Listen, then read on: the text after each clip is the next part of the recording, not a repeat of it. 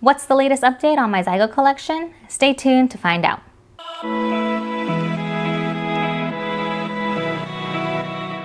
Hi, welcome to Attainable Green. I'm Jess, and today we're going to be talking about the Zygopetalums. This is going to be a Care Collab video with several other YouTubers. We're going to share how we take care of this plant and any updates we've had from previous videos. And hopefully one of our videos will be helpful to you as we share how we grow this plant in our different environments and setups. So the channels that are participating are Plants and Other Things, Michelle's Life on Repeat, Orchids and Fimboss, Nicole Deanna, Trish's Orchids and Plant Life, Roger's Orchids, Fernanda Nascimento Orchids and Succulents, April's Orchids and Plants, The Orchid Saga, and Ninja Orchids. So those are the channels that are participating, and I hope you will check them out. If you have this plant and you want to provide your own care tips, please create a video and use the hashtag CareCollab to join in on the fun. So I've been growing Zygopetalums for about 3 years now, going on to my 4th year. I did 2 other Care Collab videos about Zygopetalums, and I'll put links in the description below so you can check those out if you wish. Currently, I have been downsizing my Zygopetalum collection. Right now, they're growing their second growths of the season, and so hopefully those ones will mature to nice, beautiful pseudobulbs. Usually the growth that occurs during the summer season doesn't tend to bloom, but there is one that looks like they're going to have 2 spikes this year. So that's going to be really exciting. That's the Zygopetalum Jumping Jack. It has a tiny little growth, but it already has 2 little spikes forming on it, and that would be an amazing show once it's fully mature and bloomed. Currently, I have all my Zygopetalums growing outdoors here in Southern California.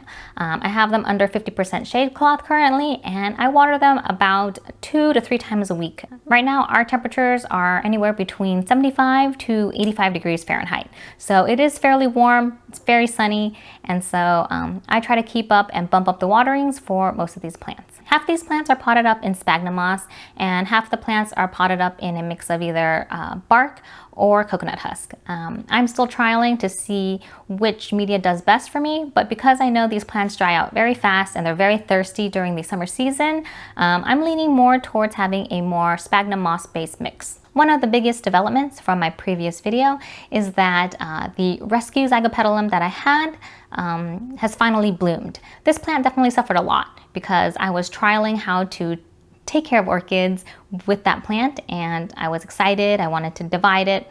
Lots of things happened to the plant, and it's been 3 years since I saw the blooms. So this is the first year after all that messing about that I think the things have settled down so that this plant can actually bloom. Now, this is a fairly small division. It has 3 back bulbs, 1 new growth, and the new growth that's immature has put out 1 beautiful flower.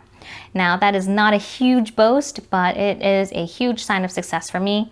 And I've seen that the new roots have penetrated the media, and it's nice and secure, so I don't have to worry about this plant being a rescue anymore. I forgot to mention, but this is a no ID Zygopetalum. I think the ID might be a Lewissendorf Rain Moonlight, but I can't be sure for certain because a lot of these hybrids look really similar. And since it's a no ID, I'm just gonna keep it as a no ID.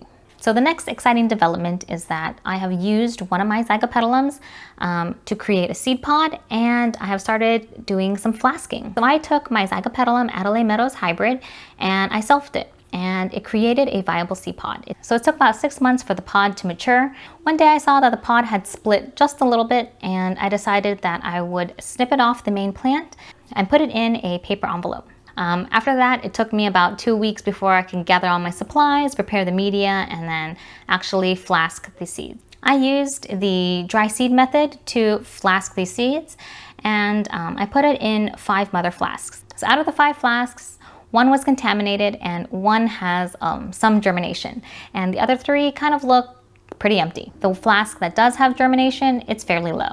In fact, there's actually just 3 tiny dots in the entire flask that look like something is happening. I also had my husband check the seeds under a microscope, and he took a couple pictures for me. But you can definitely see what the seed looks like, and it looks pretty cool. It looks very neat. The thing is, I can't really tell what the embryo looks like, and there is a small shadow in some of the images where you can see maybe that could be the embryo, but it's kind of hard to see through, and we don't have any staining capabilities right now. I still have a long ways yet before I can deflask these plants, so that is just a really exciting project that I've been working on, and I'll try to give more information about that in a separate video. Here, zygopetalums grow fairly easily as long as they stay well watered during the warm summer months, and then during the cooler seasons you just back off on the waterings, let it dry out a little bit.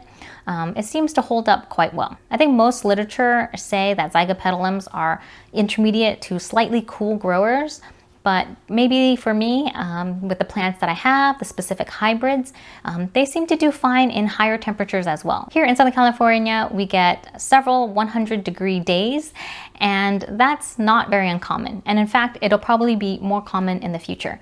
But as long as they stay hydrated and well shaded, I think that's not a huge issue.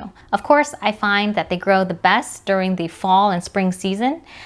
That's probably when you get the most spikes and blooms out of the plants. It also looks the best because the color and the saturation of the flowers tend to do best in cooler weather. So that is a quick update on my zygopetalum collection and how it's doing so far. I hope you will check out all the other channels to see all the great information and beautiful plants that they have. Thanks so much for watching, and I'll see you in the next episode. Bye!